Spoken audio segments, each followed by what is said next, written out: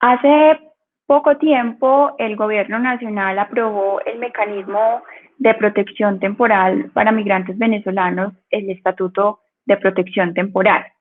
Este estatuto está compuesto además por el registro único de migrantes venezolanos y el permiso de protección temporal.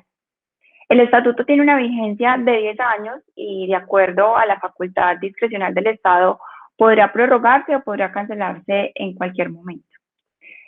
El objetivo de este estatuto es, de un lado, generar un registro de datos y información que le permita al Estado colombiano activar una respuesta en relación a políticas públicas de acuerdo a lo que arroje este registro, y de otro lado permitir que casi 2 millones de población venezolana que se encuentra en territorio colombiano obtenga regularización de su estatus migratorio.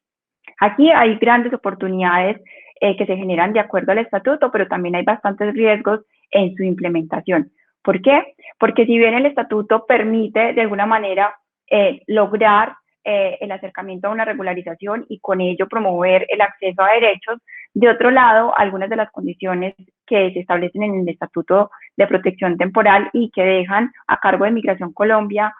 todo el tema de implementación, diseño e implementación del estatuto, dejan unos grises o unos lados normativos muy complejos que pondrían en riesgo el debido proceso en los procesos administrativos migratorios. En ese sentido, desde los diferentes espacios que tiene la sociedad civil y de hecho la universidad desde el Programa de Protección Internacional, debemos estar atentos en primer lugar, para acompañar la implementación, porque de todas maneras hay que reconocer que este es un paso muy importante que da el país, que es un ejemplo para la región latinoamericana y centroamericana, y de otro lado, vigilar también los componentes relacionados directamente con derechos fundamentales y debido proceso, con el fin de evitar que en la implementación no se otorgue el permiso, como bien lo menciona la norma, por la discrecionalidad del Estado. Algunas de las condiciones, por ejemplo, que el estatuto plantea para que las personas se puedan beneficiar de este mecanismo especial de protección se refieren a las condiciones migratorias que deben tener las personas que quieran acceder al registro único de migrantes venezolanos. ¿Qué quiere decir esto? Que si bien hay una oportunidad gigante para lograr la regularización, no todas las personas podrían acceder a la misma porque hay unas condiciones específicas, como por ejemplo, estar de manera regular en Colombia con un permiso especial de permanencia, con un permiso de ingreso permanencia o con un permiso temporal de permanencia. Estar de manera regular en Colombia con un salvoconducto SC2, el salvoconducto SC2 en este caso tiene que estar relacionado con una solicitud de condición de refugiado o haber estado de manera irregular en Colombia a 31 de enero. Es decir, que todas las personas que estaban de manera irregular deberán probar, de acuerdo a las indicaciones que nos dé Migración Colombia, que estaban en Colombia a 31 de enero de 2021. Y finalmente hay una oportunidad muy importante que es para las personas que, pese a que estén en el territorio venezolano todavía, ingresen a Colombia por modos regulares, pasos habilitados, y que de manera regular entonces se permita ese acceso a esta protección temporal. Este periodo, este último periodo que está habilitado para las personas que no están en Colombia, que están todavía en Venezuela, tiene un periodo de 2 años, contados a partir de la vigencia del decreto. Sin lugar a dudas, entonces esta es una oportunidad maravillosa, no solamente para la población que está saliendo de Venezuela, la población venezolana que ya está aquí en Colombia, sino que también es una oportunidad para el país como tal, para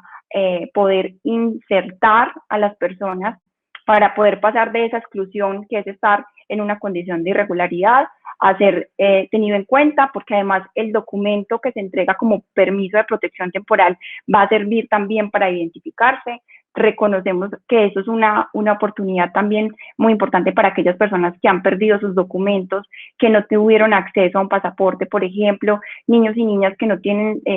acceso a documentos de documentos de identificación. Este podrá servir como un documento de identificación en Colombia. Sin embargo, hay unas condiciones específicas que se requieren de documentos provenientes de Venezuela para poder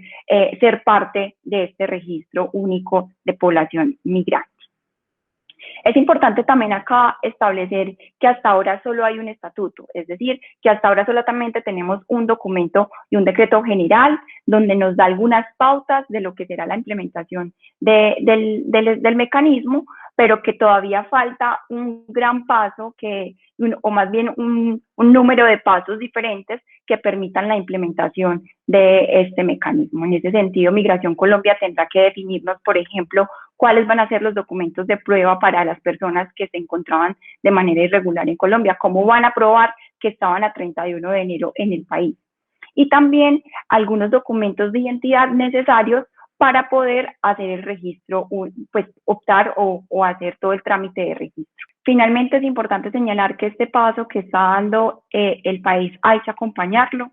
hay que celebrarlo, reconocer que es un esfuerzo bastante importante y que es necesario que las organizaciones internacionales, sociedad civil, población venezolana y sobre todo también población de acogida sea llamada a las discusiones de la implementación y a ser parte activa de la implementación, para lograr no solamente que las personas se regularicen, sino que se integren a la vida en sociedad, en acceso a derechos, en goce y disfrute de derechos y en la participación de la activación económica, del crecimiento económico y de todas las posibilidades que también nos ofrece la migración.